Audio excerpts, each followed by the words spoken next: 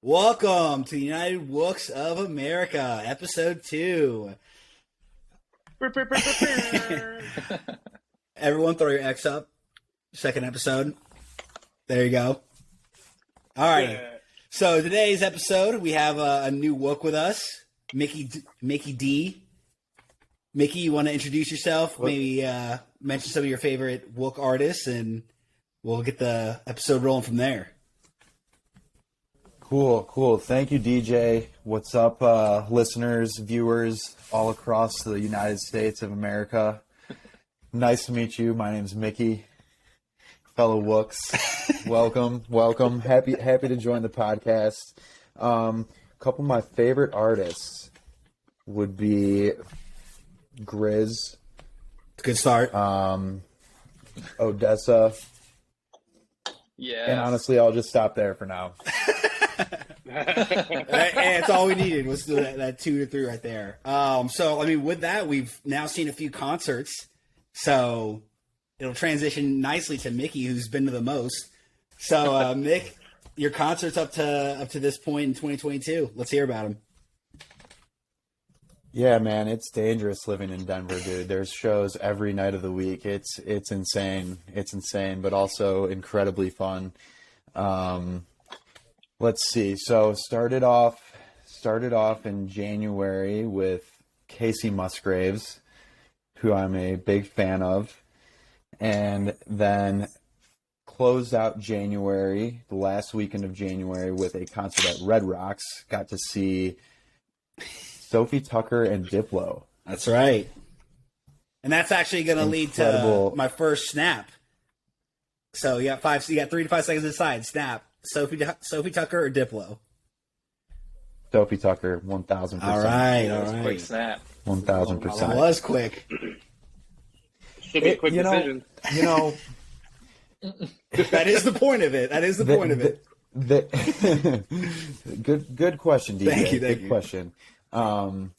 Sophie Tucker just brought the energy. They play live instruments. Sophie's, jamming out on the guitar. Tucker's like playing percussion.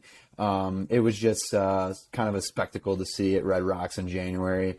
Diplo's set was incredible.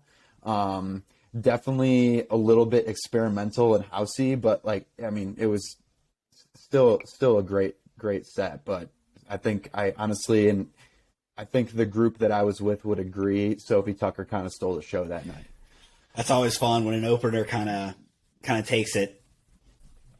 Yeah. But I mean, is Sophie Tucker an opener though? I mean, I feel like they're big enough to where they can headline their own shows now.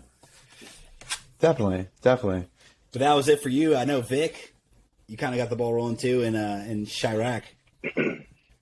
Yeah. Confessions versus Night Bass. Our lineup was Martin Horger, Abstract, AC Slater, and Chami. And it was like, so I don't know. I feel Here we go. Coming up, so I don't want to spoil the next segment. But no, it was really good. Like, it was, the music was what you would expect, just bass house bangers from start to finish. It was at Aragon in Chicago, so like if you know Aragon, it's just not the most desirable place for a plethora of reasons. Like, it's I don't know, security sucks, lines are super long. They upcharge you for like a fast pass fee. Like, what is this, a fucking like amusement park? No, wait, like, just like let me in the fucking venue. Wait, explain that. Yeah, so if you buy a ticket, you can literally pay an extra like $25 for a like a fast pass, like to skip the line, basically. That's lame. I'll chime into that. That point. sounds so ass. Dude, that pissed sucks. at me if I'm like, you sitting guys outside, could guess who owns that venue. By. Oh no, is it Live Nation? Live Nation owns the Aragon Ballroom. Fucking Live Nation. Live Nation, if you're hearing this, by the way, and we know you are, you guys just stink. We're coming, We we're know coming you're for you. listening. Disclaimer. But keep putting together good lineups like you are, and maybe we'll support you.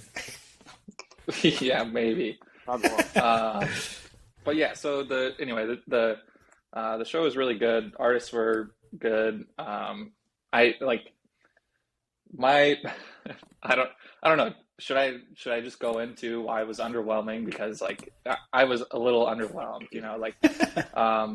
not that I don't want that to sound like I'm saying it's bad, but I think it was really just what you would expect for like the first up until like the last 45 minutes. It was every bass house song that I listened to on a daily basis. The production was very minimal, which like for some house DJs, it's like, or house sets, it's just lights and lasers and really good music. But this was, I don't know, with Confession versus Night Bass being the title of the show, you would expect it to be something like special and like spectacular, and it was not that. Like it was just you go listen to bass house, and then the crowd was packed.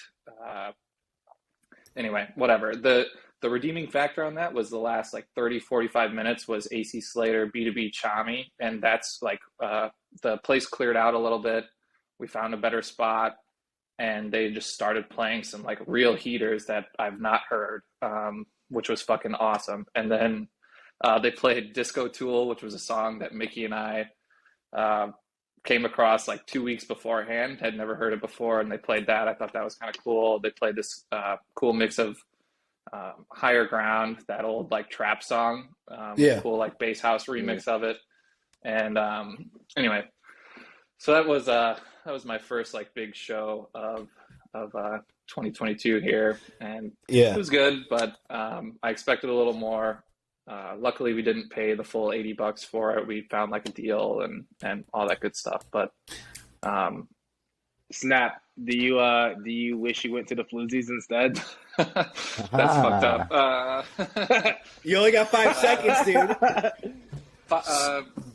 Yes.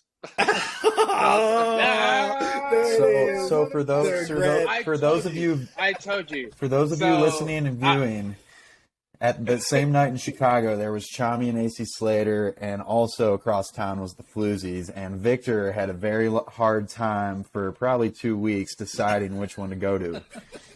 It was only public though for the day. If you can't tell, I was texting. I told him to go to the Floozies. I was like, Vic, you're gonna I'm telling you, bro, you're gonna regret not going to the Floozies.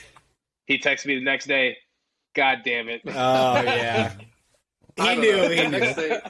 The next day thing, I was down bad. I had to get on a train at like 7 a.m. That ended up being delayed like an hour and a half. So I was a little pissed off and just like down on everything in general. So, but no, ultimately I think Floozies would have been cool, would have been unique. And I don't know. I feel like I've seen all those Confession Night Bass house songs like before.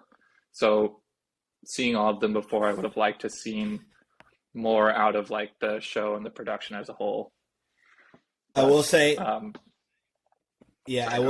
I know I was upset, because I was strongly on the Night Bass Confessions decision, and I felt bad, on one end. On the other end, I was like, you know what? I didn't know the venue, but hey, I mean, good for you, G. Good for you.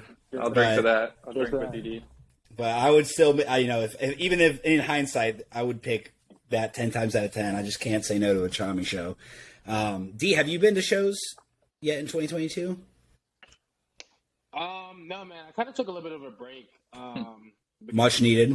Just to like reset for the year. Yeah, I got a pretty big year coming up, so I needed to take some necessary steps. And also just been working on a lot of new music, so I really haven't been going out at all and like to with. But 22. First show, there's a free show this weekend that I may go to just because I miss it. Who is it? I need it. I don't even know. It's like Party with A-Ray or some shit like that. Okay. It's just a free show that's being held in Austin. But if I don't go to that, first show is next week. Sullivan King Ooh, on my birthday. dang. It's gonna be a hell of a show back. That'll be a rager. Yeah, I would honestly just not go to the free party and have Sullivan King be that much sweeter. Yeah, I'm gonna break my goddamn neck. Holy fuck! I hope so, man. I hope you do. Like you know me, you know how much I love Sullivan King. Yeah. I've never been able to see him. Granted, it's on a Wednesday, but I mean, We gotta Sometimes. whatever. we have to like tagline that. You know how like theater kids say like, "Oh, go break a leg." Like we have to say like, "Go break a neck." Go break a neck. Awesome. D, is that at That's it. Emo's? It is at Emo's. Nice. It is at Emo's. It's a Dude, fun venue. He's gonna burn that place to the goddamn ground. My first one's actually coming this weekend. So next podcast, you got? Dua Lipa, baby. Starting off the Future Nostalgia Tour. Oh, yeah. Let's go. And I was going to see Subtronics on Saturday, and I was going to buy my ticket last week. Turns out he sold out on Saturday. So I'm now potentially audibling to his first show in Orlando because he's got 2 nights in Orlando now. And there's tickets available for Friday night.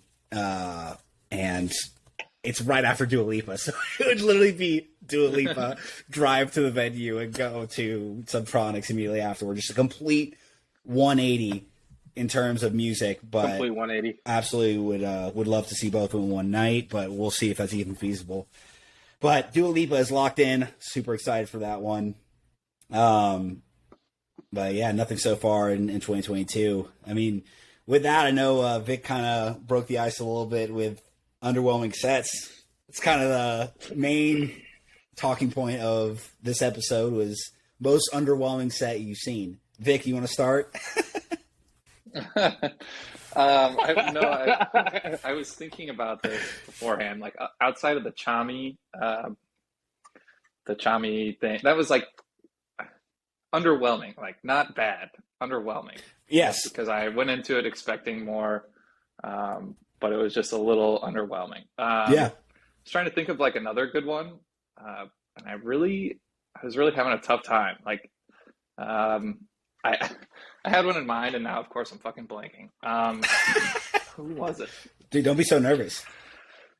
No, I was literally just thinking of it. Dude, spit it out. Someone else go while I'm thinking here. Yeah, I'll go. I got a couple. Honestly, it's not like I'm pretty sure all of us were at the first one that I'm about to mention. But Louis the Child, the Blue Note, 50 years. Wow, that's a good one. I actually didn't even think about that one. Shoot, Yeah, that was pretty underwhelming. That was probably like the 5th time I'd seen Louis the Child in like 2 years. And they had just released like their Candy mixtape, and we all got excited. We're pre-gaming, and we go to the show, and I just remember being like looking at DJ and looking at whoever else we were with. We were with a couple people, and just being like, "This kind of sucks ass, dude." Like, Yeah. the fuck is going on right now? Like it just like every song just felt flat. Like the production wasn't there. Like. Granted, it was the Blue Note, but like I've seen him at the Blue Note before, and I was like, "Oh my god, this is fucking like this is awesome." It didn't help either. Yeah, that definitely didn't help. It definitely kind of put a damper on things. But I think I've just gotten to the point that year when I'd seen Louis the Child so much over the past 2 years that I was like, it was the same set that I'd seen 4 times over. So. It was very underwhelming. That concert night too was similar to what Mickey was saying with the Sophie Tucker Diplo. The opener was better. Saint Weekend actually wasn't that bad.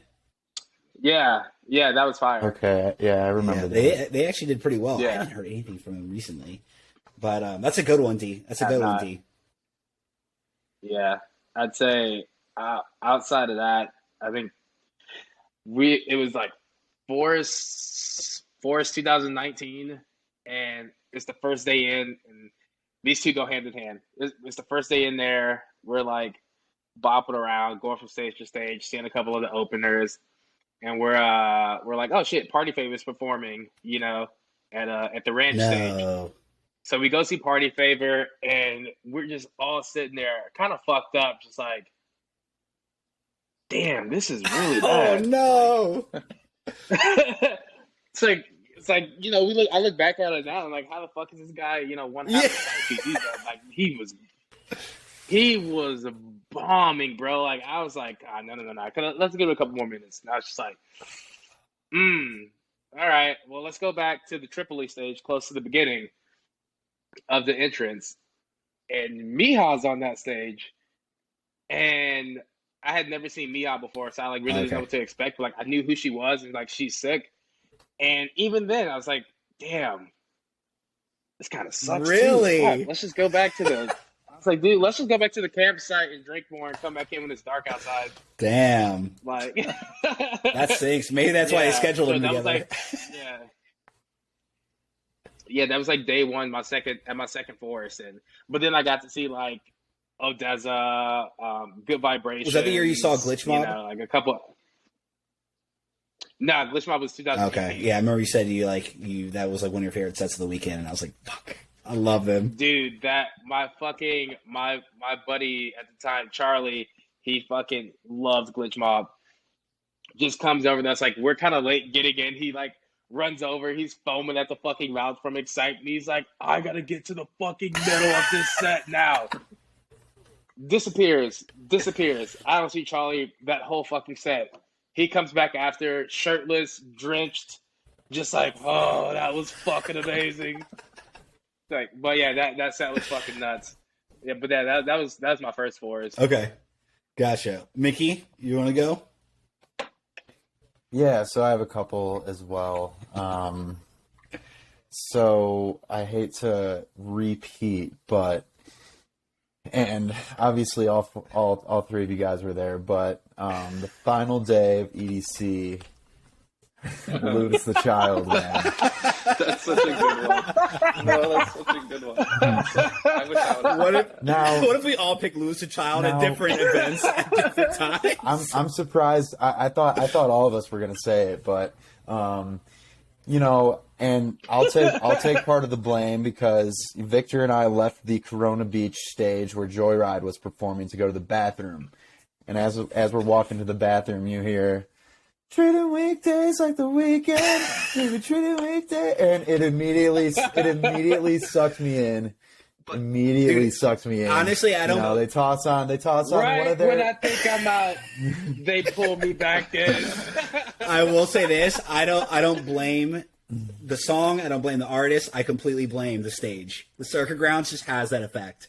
I'm telling you, it does. But continue. Yeah. No, Circuit Grounds was an addicting stage to be at. They were. See, I kind of blacked that out. I kind of blacked that set out. Going back to what Dee said about the Blue Note, obviously in college, I think we all saw Lewis the Child at least 3 times a piece, probably more than that. But I mean, back then, I don't know why, but it just was more fun. I don't know. I think the music they were making back then, we just enjoyed more. I don't know if we've, started to dive into different, subgenres, and the music they make right now isn't as attractive to us. But yeah, that set was definitely a little underwhelming. Mick, They were playing some. I don't remember what it was, but it was some fire remix of that song when we were there, and I remember looking at you. We're like, "Yo, this fucking slaps! Like, what is going on?" Because we knew it was Lewis Child. But anyway. Yeah. So no, I mean, they're super talented dudes. I mean, they've been making great tunes for a long time now. It feels like. But not to shit on them even more, but one of my friends went to Hijinks for New Year's in Philly, and they were one of the headliners. I want to say on New Year's Eve, the second night of the festival. Also said very underwhelming. Wow. Yeah. Yeah, seriously. Yeah, and they keep getting these headlining spots. They are headlining every. I know, dude. But it's like, bro, I don't want to hear this fucking cotton candy ass 2016 future bass shit. But now. To Mickey's point, though, I think that they've gotten worse, not us outgrowing it. And maybe it's a little bit of that, but dude, I still listen to their old songs and they're still really good. I still like a lot of their old songs. I just don't think they've really. I don't think they've evolved their sound. I would agree. I would agree. I think a lot of it is like,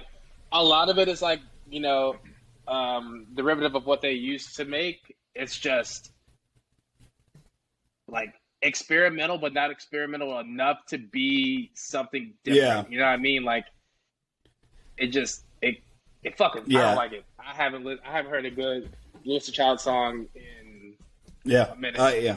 So their last album that came out, the one with the rainbow hands, was like not good at all. Yeah. And then like 2 months later, they released a mixtape that was like it was like decent. Like it was significantly better than their album.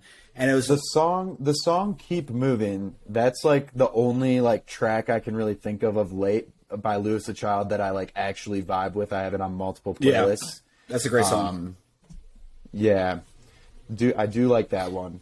Okay, well, going on to my second one, which like after I was like thinking about it in my head, not really an underwhelming set, more of a kind of like a shitty experience overall. But it was actually in the peak of the COVID-19 pandemic when there were only drive-in concerts. Oh yeah. So stealing mine. Those look kind of. Not gonna lie, those look kind of shitty. When you guys were at them, I was like, that looks awful. Honestly, that's true. honestly, I enjoyed a lot of them. Like the first one we went to, Big Gigantic and Manic Focus, was awesome. Nice. But this one I'm talking about, apparently I stole Victor's, but it was out kind of in the suburbs, so we had to drive out there. It was kind of a shitty night, but we were going out there to see Space Mom Rez. Ooh. And, all of us are super stoked. She's been putting out fire music, and basically a lot of us, it was like a lot of the people we were with's first time seeing her too. Fine. We ended up getting there late, like a little bit later than we probably should have. Traffic was bad. We were stuck in the back again. Shitty weather conditions. It was cold, and honestly, the production and sound was very piss poor too. So, maybe her set was fire, but we didn't experience that because we were dealt with all the other conditions of that night. Yeah, but you saw her at North Coast. Yeah, that was my other one. You saw her at North Coast this previous year. Was she good then? It was disgusting. Awesome. Yeah. Awesome. Okay, good. Like, good. yeah, she's yeah, fire. she's so I want to see her on one of her Spiral tour stops. Yeah, me too. But no one decides to fucking come to Florida. That'd be really nice to see that. I got a snap off of that one, Deej. Oh, let me Who's see the it. next artist you're excited to see at a venue in Tampa? Nitty Gritty. That's it. That's the only one in the next 5 months that's coming here. Nitty Six. It's a good one. Nitty Gritty's sick, and I am excited. It's the very end of February that he's coming. Nitty Gritty throws down. Yeah, so I'm really excited to see him. But other than that, dude, there's no one else. Zed is coming for a pool party at the Hard Rock, which I'm considering going to.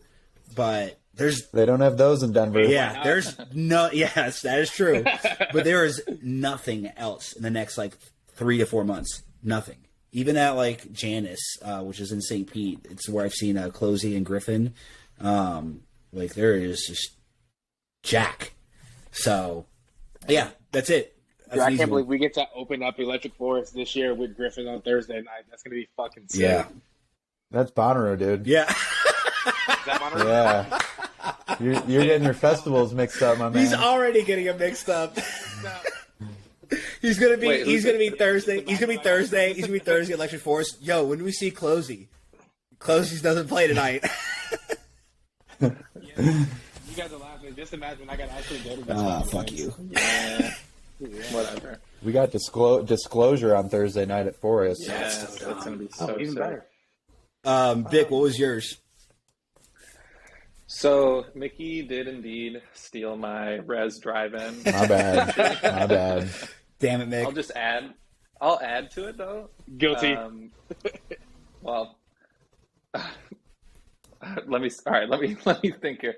All I'll add is we had a section for parking that we were supposed to be parking in. They didn't. They just put us towards the back and on the right side. So yeah, what Mickey said, sound sucked. It was just I felt like I didn't even see Res, to be honest. And then a weird segue from that is Grabbits opened for her, which I thought was sicker than like the sound was better or something. Yeah. I've never seen Grabbits before. I didn't realize he does like live vocals, which I don't know. All of that part smacked, and then Rez was just a shit show. Drive Back was a nightmare. Ugh. Like anyway, so that was that. Tough experience. Yeah, it was not the best overall. And then another one I might catch some flack for was Alice in Wonderland at ACL last year. Put him up, Vic. No, I know. Like Not Lane 8. no, Lane 8 was fire. I just got my phone song. No, that was. But anyway, Allison. We were kind of off to the right, and it was on like a side stage, so it was a little bit of a smaller stage there. And I felt like the sound wasn't very good. Like if like the wind blew, it kind of like almost cut out a little bit. And then that particular stage she was on, actually I don't think any stage at ACL had any sort of lasers. Like, so I'm a big lasers guy. Pew pew pew. No, but I don't know. The production wasn't insane, but I guess my main complaint was just the sound. It was very quiet, and then like watching it, it looked like it could have been, or probably was like a really good set if you were standing like front center, but because she brought out live drummers, things like that.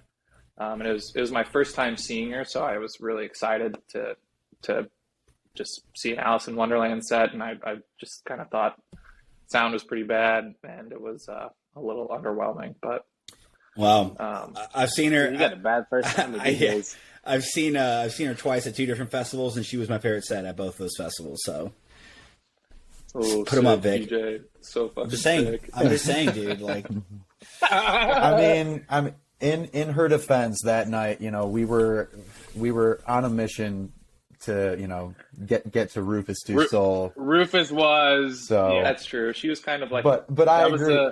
I agree. If we had like invested in the Allison set and gotten like closer to the front and more center, like probably would have been a better set. Totally.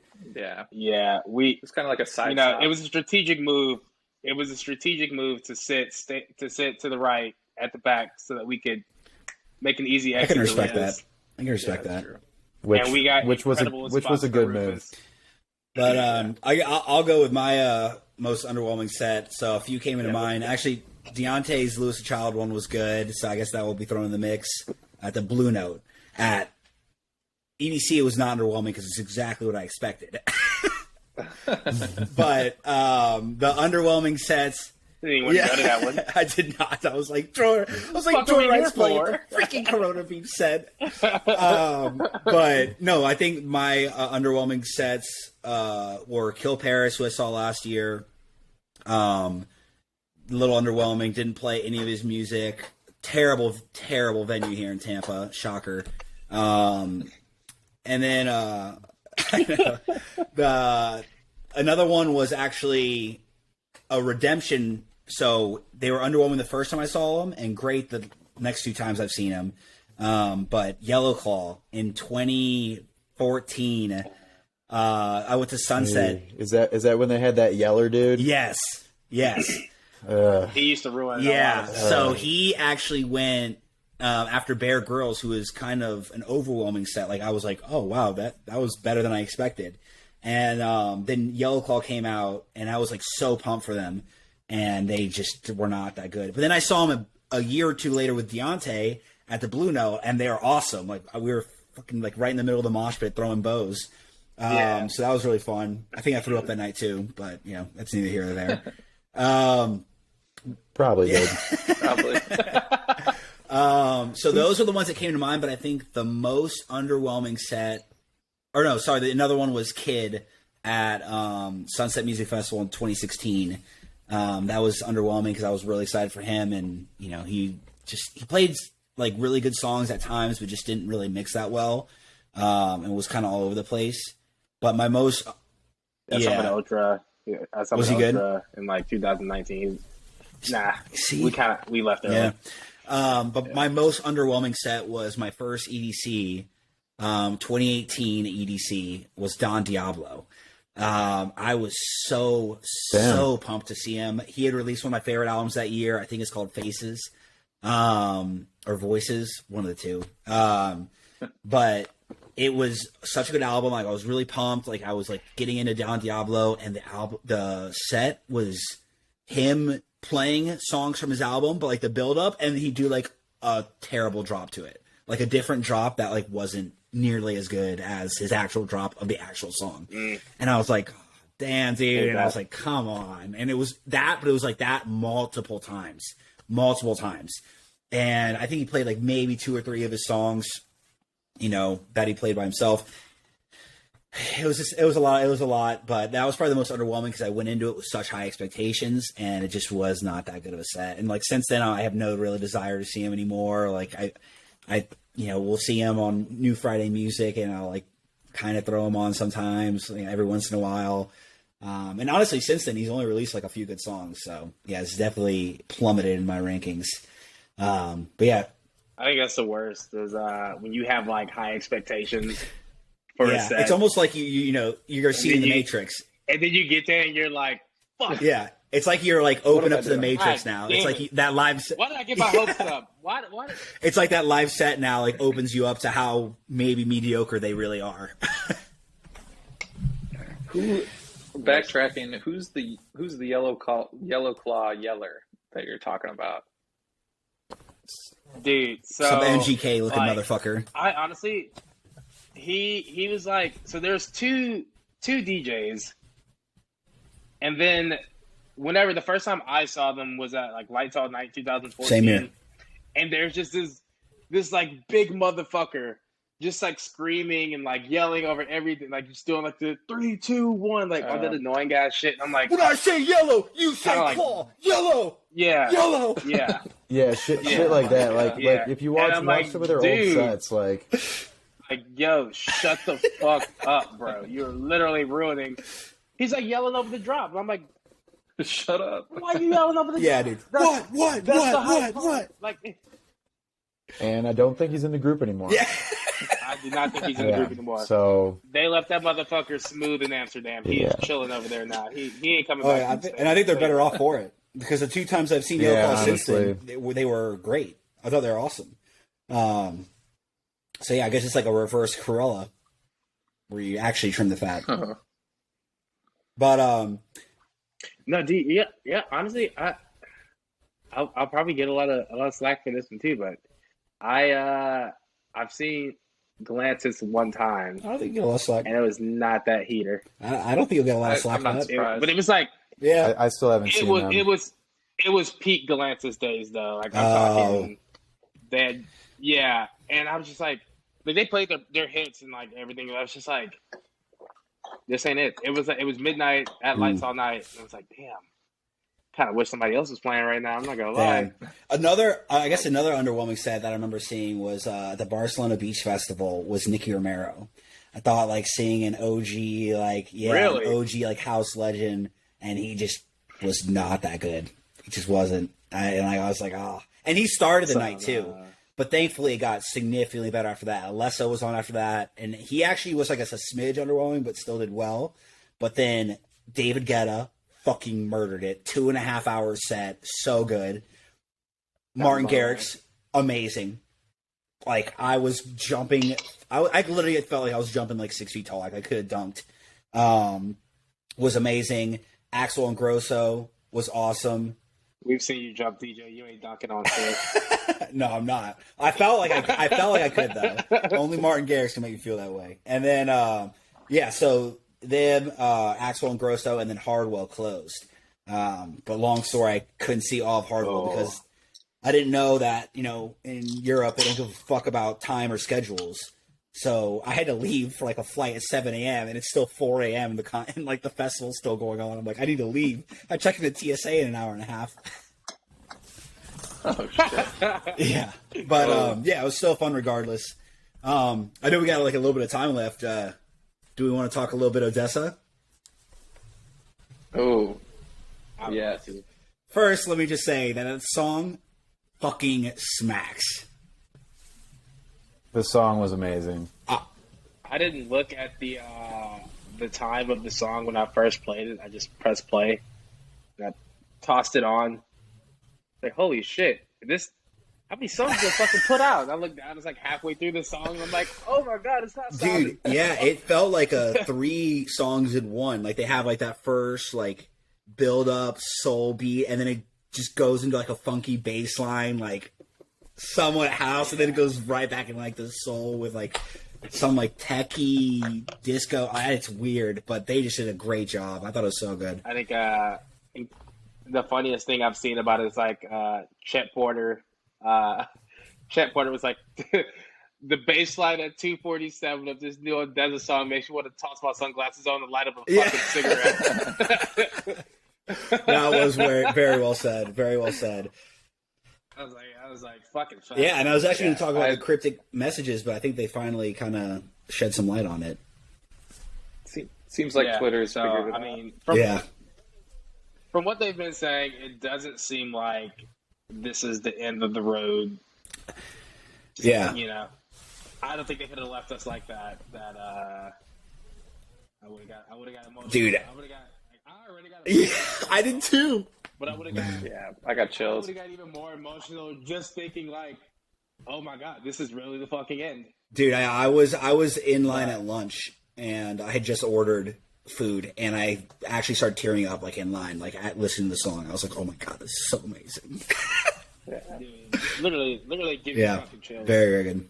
But, speaking of like the underwhelming theme, so Bronson, that whole thing that got put out, which I'm not saying I didn't like it, but it was the first thing Odesza had put out in a while, and I was like, damn, like fuck yeah, let's go. And I like a lot of songs on there. I still listen to them, but the thing with this one is like from the first 5 seconds you put on, it's like, this is a fucking Odesza song, and it sounds like Odesza, and it makes me feel like Odesza. Like, yeah, I got like goosebumps while I was listening to it. I was like, let's fucking go. We're back. Like, they're back. Like, you guys just see that fucking bus fly by? Yeah. It took me back to like some OG Odesza memories. I thought that was really cool. Like, I'm excited for the rest of whatever they're going to put out. Yeah, I mean, just the 4-year hiatus just took forever, and I was just sick and tired of the fucking, we're in the studio, we're working, we're in the studio. Like, finally, the long wait ended, and it was well worth the wait. Like, they just did such a good job, and I really did have it. I probably heard it at least 15 to 20 times already today. DJ, snap question. Thank you. Which artists are you most looking forward to seeing perform at the Super Bowl halftime show? Oh, Kendrick, easy. All right. I figured you would say Kendrick. Easy, but I will have to say, if you said which is the second one, that would be kind of tough. I don't know. Like, that would have to be like a... But I did have another snap for... It's Dr. Dre, Eminem, Mary J. Blige, Kendrick, and Snoop. Yep. Doggy Dog. Yeah, D-O-double-G. That's going to be fire. I can't wait to just, like, see Twitter go and fucking rampant divide of the younger generation not knowing who the fuck's performing and the older generation going back to their roots like, this is real fucking music. Dude, yeah, someone's gonna come out on a Cadillac, like... Oh, yeah. Dude, Mary J. Blige is going to have a song that's going to enter the top 100, because I don't think anyone knows about her, and I think they're gonna be like, "Oh wow, this song smacks," and like probably more than one. Yeah. Exactly. Yeah, but yeah, I'm excited for the Super Bowl halftime show. My snap for Deontay actually was a very random one. So, D, Awake, Alice in Wonderland album, or Awake, Millennium album? Millennium. Okay. I like Alice in Wonderland's Awake, but I mean that fucking. I can't even tell you how many times I've listened to Millennium's Awake album. Like, yeah, that's a tough question. Definitely heavily Yeah, rotated. no, I think it's. I mean, Millennium hasn't missed on any project, so you could pick any of them, and I would be okay with it, honestly. But I was just curious. I was like thinking about that the other day. I was like, I mean, speaking of, we get new Millennium this week. Yeah. Yeah, we do. With Chelsea Cutler. Oh shit. And Chelsea Cutler. That's a trio. That is. A harder question for me would have been what's Awake or Ascend, in my opinion. Yeah, that one's very tough. That one is that's I kind of like. You said it. I'm gonna Ascend as well. I think I told. You're an Awake person, right, D? I'm an Awake person. Yeah. I'm not gonna lie. Just I could solely pick Awake just off of Leaving. I think Leaving is my most. That's a banger. Yeah, I apologize. I misspoke. Awake is the one. Wow. Wow. Awake Traitor. is the one for me. No, You're a fucking traitor. No, I'm. Nah, dude. But honestly, if back on the Odesza subject for a second, if they didn't drop another song this year, I think The Last Goodbye would probably be my most played song this year. I think it still may be my most. I think it might be just because it was released so early, and I've already heard it way more than I have any other song. But I will have to say there's still a lot on the horizon. Like there's an Alice in Wonderland album coming out. There's a Flume album coming out. There's a potential Kendrick album coming out. Like there's some heat in the queue. Oh, dude, that's the thing. What do we think about the new Flume song?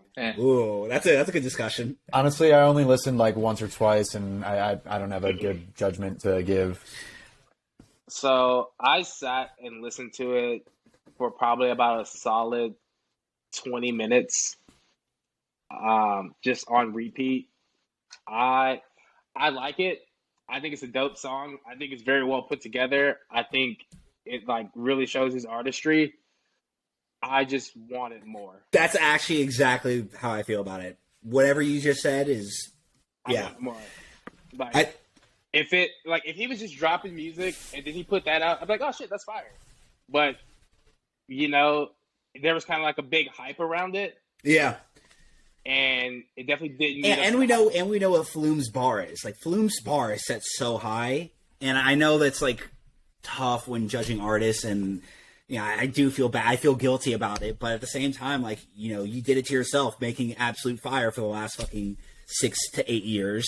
Yeah. But I would agree. I think I like it. I think if someone had just like played that song randomly and I didn't know who it was, I'd be like, oh, I like this song. Like I'll add it to my playlist.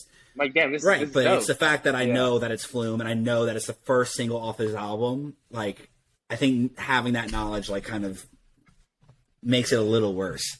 But I still liked it. I still enjoyed it. It's just, I don't think it'll be the best song on his album. Let me just say that. I don't think it'll be the best on his album. No, definitely There's a Kuka Definitely feature, so that will probably be the best one. They have never missed. Who? Kuka? The Kucka, Kuka, the female vocalist. She's on Smoke and Retribution, and then she's on Hyperreal as well. Banger. Oh damn. Yeah, they don't miss together. They don't miss together, and they have a couple songs on their mixtape too, and it's also very, very, very good. But yeah, I'm still excited nonetheless. It's gonna be a Vic, fire album. I'm not. Snap. More excited for Electric Forest or North Coast? Forest. That's an easy one. Forest is like, yeah, that was a weak ass snap question, DJ. Damn, that's two snaps I didn't. They didn't go my way. No, Forest is something that I've wanted to do since like 2012. So, or like 2013. I don't know, whatever year I graduated high school. All right. The lineup's unreal. Like, just disclosure on Thursday night, like, is a headliner on Thursday night is I think speaks for itself. Like, disclosure is starting everything off, and then the rest from there is just unreal. Going with Deontay and Mickey and my girlfriend Addison, and like big group of people that we're all really close with, and been dying to get back to a camping festival since Bonnaroo 2019, and I think Forest is going to be just fucking unreal. Okay. So excited that we end up with tickets for that. DJ's just out here shooting from the hip with I am. questions. Yeah, I didn't expect it to be that fast. Just firing them off. I gotta make them harder, I guess. What's my name? Come on, Vic. That's not an and/or question. Snap, what day is it? Fuck you. All right. With that, that'll probably be the end of our episode. Just quick stuff. Follow United Wooks on every platform: YouTube, Spotify, Instagram. Making a Twitter soon, and TikTok. Follow us on TikTok because everyone's got to have a TikTok nowadays. Follow me on Album Analyzer if you like album stuff. Deontay, you want to go? Yeah, follow me for music, Dante's music, pretty much on everything. Go check out my new single, 22s, on Smacker. SoundCloud. Vic, Mickey, anything? You could follow me on Instagram if you want. Not much going on there. I'm not even gonna drop my Instagram tag because I don't post Drop it right but, here. Yeah, put it down there, Deej. Other than that, got nothing. I just want to say thank you guys for having me. It's been a pleasure. Happy to be on the podcast. First episode here. Excited for some more to come. Yeah, I can't wait for till we get to the deep and thick of things when we start going to more and more concerts, and we'll start talking about those more. But for the time being, this is the UWA.